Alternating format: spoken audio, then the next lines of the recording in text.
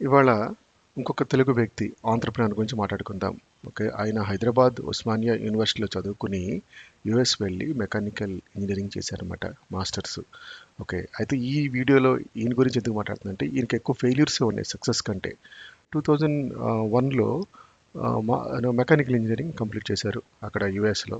ఆ తర్వాత అప్పట్లో యూఎస్లో రెసిషన్ జరగడం వల్ల ఆ, ఆయన ఉద్యోగాలు లేక చాలా ఇబ్బంది పడుతున్నప్పుడు ఆయన ఫ్రెండ్ ద్వారా ఒక రిఫరెన్స్లో ఒక సేల్స్లో ఒక జాబ్లోకి వెళ్ళిపోయారనమాట. అంటే ఉద్యోగాలు లేక అప్పుడు సేల్స్ జాబ్లోకి వెళ్ళిన తర్వాత ఒక 5 years అదే కంపెనీలో చాలా తక్కువ జీతానికి ఉన్నారన్నమాట యూఎస్లో.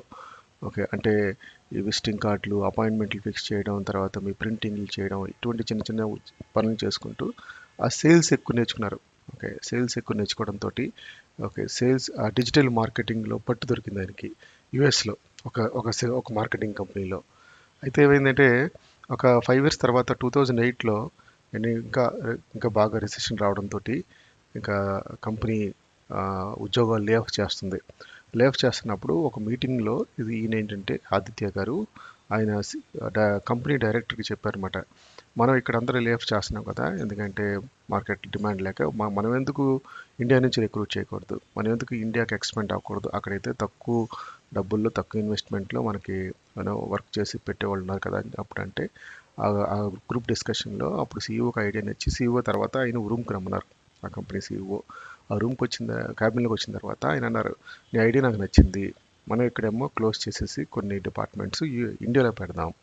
ఓకే, నువ్వెందుకు ఇండియాలో వెళ్ళి ఇవన్నీ చూసుకోవచ్చు కదా. ఓకే. ఇండియాలో కంపెనీ పెట్టి మన బ్రాంచ్ ఒకటి పెట్టి అక్కడ రిక్రూట్మెంట్ చేసుకుంటూ నువ్వు లీడ్ చేయండి అని చెప్పేసి మళ్ళీ ఆయన్ని ఇండియాకి పంపించారు. ఢిల్లీకి వచ్చేసిన తర్వాత ఆయన ఆ కంపెనీలో కొన్నాళ్ళు పనిచేసిన తర్వాత ఆయనకి స్టార్టప్ ఐడియాస్ వచ్చినాయి అనమాట. ఓకే, మనం ఎందుకు స్టార్టప్ ఐడియా చేయకూడదని చెప్పేసి వాళ్ళ వైఫ్ కూడా ఇంజనీరింగే. ఓకే, ఐ థింక్ తను కంప్యూటర్ సైన్స్. ఇద్దరు కలిపి స్టార్టప్ పెట్టారు. అక్కడి నుంచి వాళ్ళ స్టార్టప్ జర్నీ ఎలా జరిగింది చెప్పేసి మనం నెక్స్ట్ పార్ట్లో మాట్లాడుకుందాం. ఓకే. సో నేను చెప్పినట్టుగా ఈయన పెట్టిన చాలా కంపెనీస్లో ఫెయిల్యూర్స్ అని, ఎందుకు ఫెయిల్యూర్స్ అని కూడా మనం మాట్లాడుకుందాం పార్ట్ 2లో.